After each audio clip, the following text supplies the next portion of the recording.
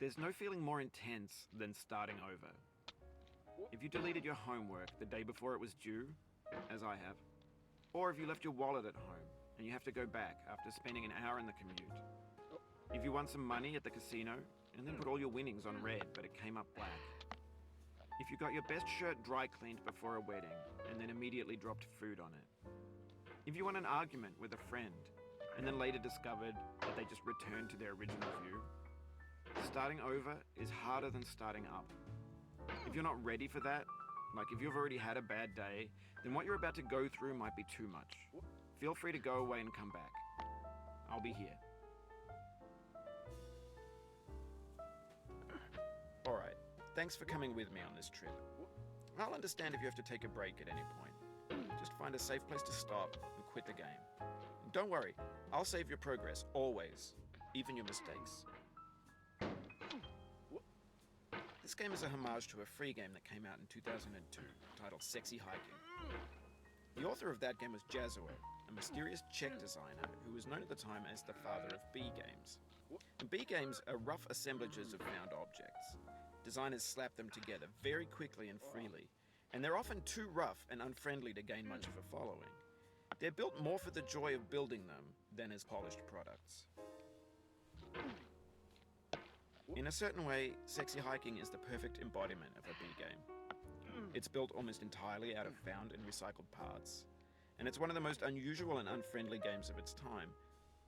In it, your task is simply to drag yourself up a mountain with a hammer. And that act of climbing, in the digital world or in real life, has certain essential properties that give the game its flavor. No amount of forward progress is guaranteed. Some cliffs are too sheer or too slippery. And the player is constantly, unremittingly in danger of falling and losing everything. Anyway, when you start Sexy Hiking, you're standing next to this dead tree that blocks the way to the entire rest of the game. It might take you an hour to get over that tree, and a lot of people never got past it. You prod and you poke at it, exploring the limits of your reach and your strength, trying to find a way up and over. And there's a sense of truth in that lack of compromise. Most obstacles in video game worlds are fake.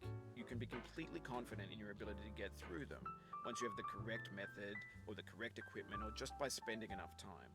In that sense, every pixelated obstacle in Sexy Hiking is real. Oh, you just lost a lot of progress. That's a deep frustration, a real punch in the gut.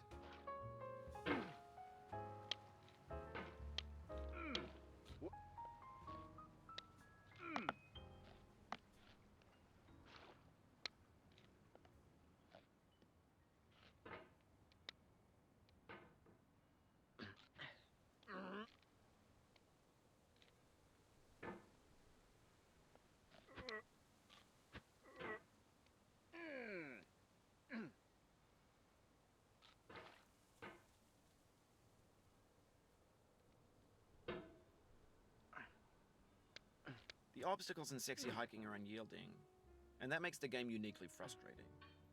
But I'm not sure Jazzuo intended to make a frustrating game. The frustration is just essential to the act of climbing, and it's authentic to the process of building a game about climbing. A funny thing happened to me as I was building this mountain. I'd have an idea for a new obstacle, and I'd build it, test it, and it would usually turn out to be unreasonably hard. But I couldn't bring myself to make it easier. It already felt like my inability to get past the new obstacle was my fault, as a player rather than as a builder. Imaginary mountains build themselves from our efforts to climb them, and it's our repeated attempts to reach the summit that turns those mountains into something real. When you're building a video game world, you're building with ideas, and that can be like working with quickset cement. You mold your ideas into a certain shape that can be played with, and in the process of playing with them, they begin to harden and set until they're immutable, like rock. And at that point, you can't change the world, not without breaking it into pieces and starting fresh with new ideas. For years now, people have been predicting that games would soon be made out of prefabricated objects, bought in a store and assembled into a world. And for the most part, that hasn't happened, because the objects in the stores are trash. I don't mean they look bad or that they're badly made, although a lot of them are. I mean they're trash in the way that food becomes trash as soon as you put it in the sink. Things are made to be consumed and used in a certain context, and once the moment is gone, they transform into garbage. In the context of technology, those moments pass by in seconds. Over time, we've poured more and more refuse into this vast digital landfill that we call the internet. It now vastly outnumbers and outweighs the things that are fresh and untainted and unused. When everything around us is cultural trash, trash becomes the new medium, the lingua franca of the digital age. And you can build culture out of trash. But only trash culture. Be games, be movies, be music, be philosophy.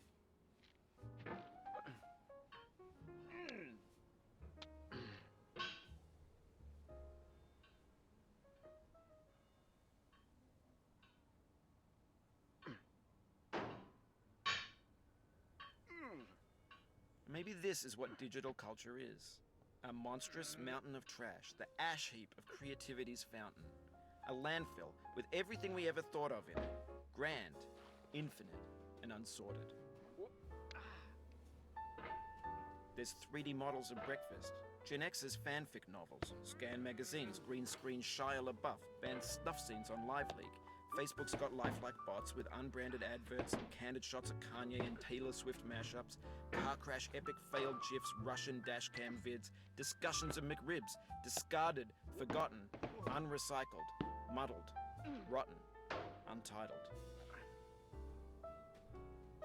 Everything's fresh for about 6 seconds, until some newer thing beckons, and we hit refresh. And there's years of persevering, disappearing into the pile, out of style, out of sight.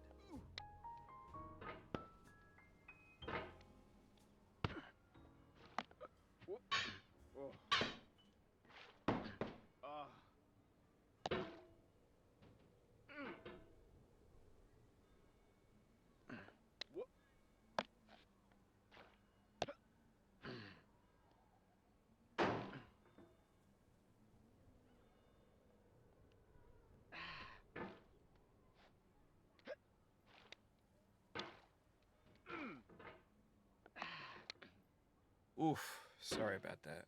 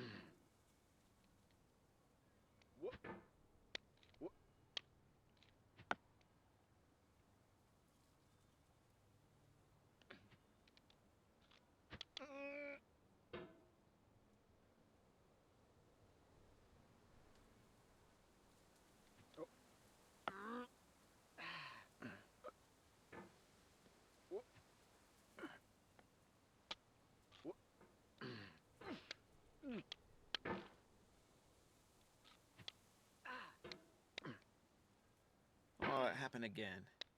Keep on trying, don't let it get to you.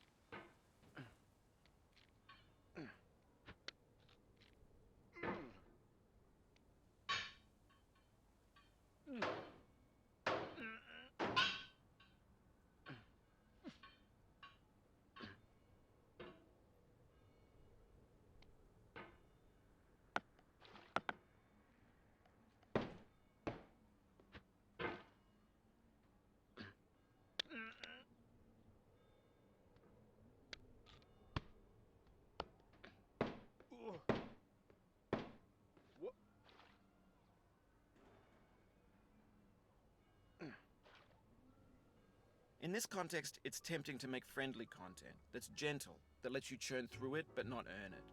Why make something demanding if it just gets piled up in the landfill, filed in with the bland things?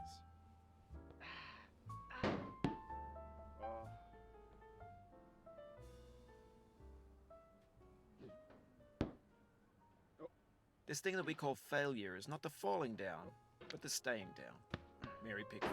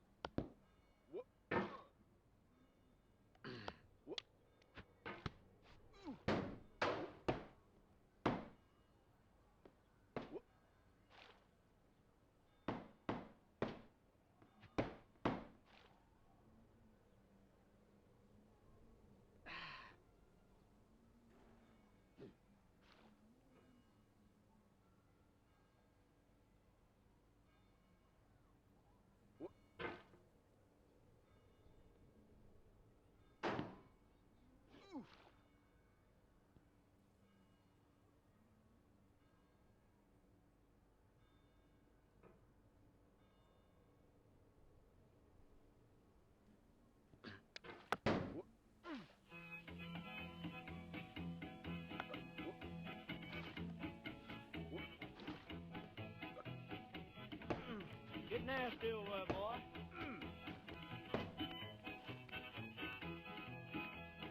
Going down the road feeling bad. I'm going down the road feeling bad. Going down the road feeling bad, and I ain't going to be treated this way. Oh,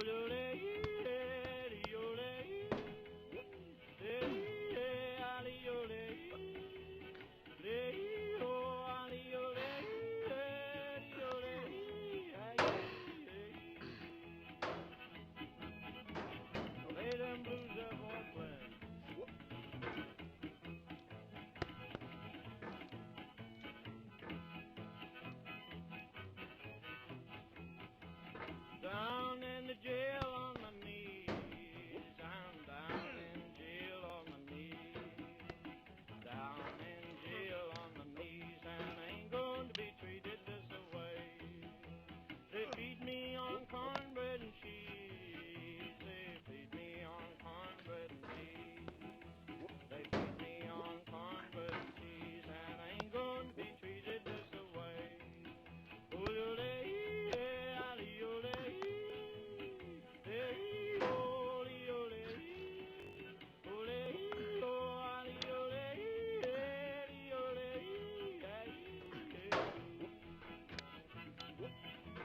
that's good time, boys. Hey, buddy. Oh, God, no.